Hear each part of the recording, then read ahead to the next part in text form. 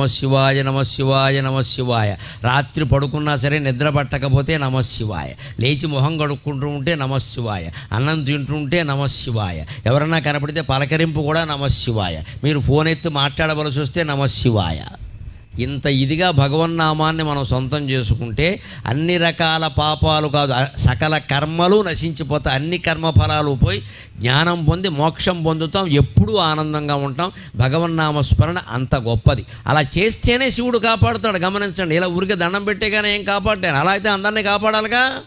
మనం చెయ్యాలి, ప్రార్థన చేయాలి ఖచ్చితంగా. అది ఆర్తితో జరగాలి, కన్నీళ్లు రావాలి ఖచ్చితంగా. ఆ కన్నీళ్లతోనే భగవంతుడి పాదాలు గడగాలి. అందుకే రోజు ఇళ్లల్లో కూడా కులభేదం లేకుండా, స్త్రీ పురుష భేదం లేకుండా అందరూ దేవతార్చన చెయ్యండి.